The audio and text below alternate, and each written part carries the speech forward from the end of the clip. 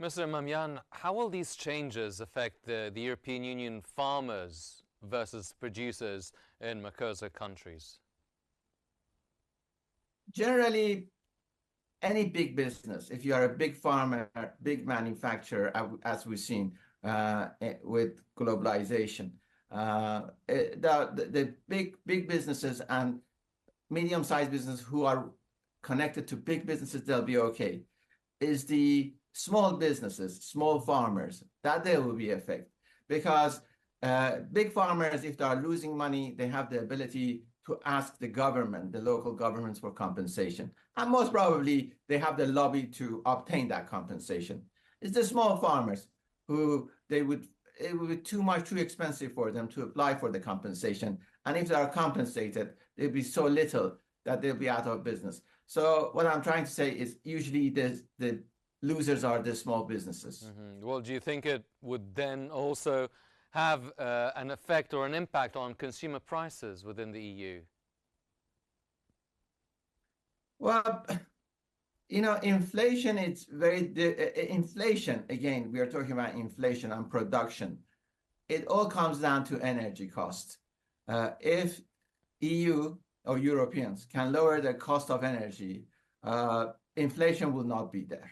So it's nothing to do with trading with other countries. But they are not addressing that. They are pursuing that crazy green policies, which will destroy the industry, and also the war with Ukraine. They've lost access to plenty of cheap energy in Russia. Well, what about the proposed safeguards that are related to the European Union production standards? Could they create trade disputes? Well, dumping has always been a problem. And also, again, inspection on dumping has been, we go back to inspection, we go back to enforcement, we go back to stopping dumping. We saw dumping, the effect of Chinese steel dumping into Europe and how it destroyed much of the European production steel. So dumping is a major issue, and that has to be addressed. I don't think the mechanism is there to address that.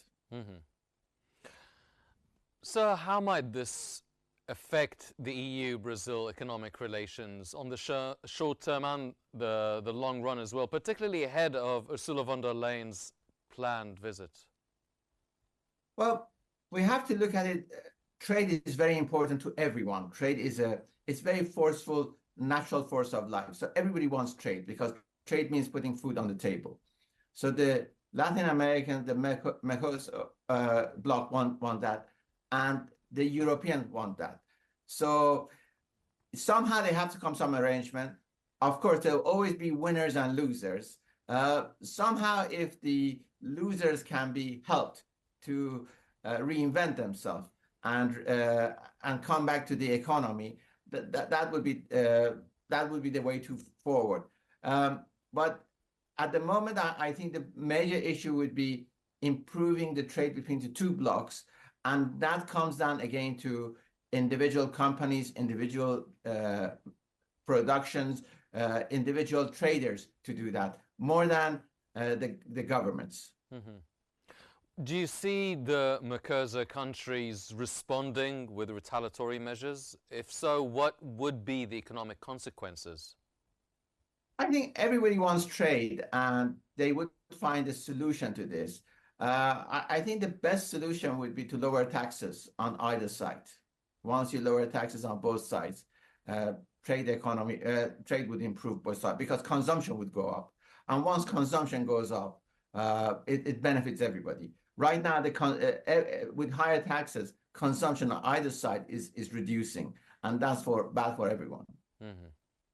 One final question. How might these rules influence the investment decisions in both the EU and Mercosur agricultural sectors?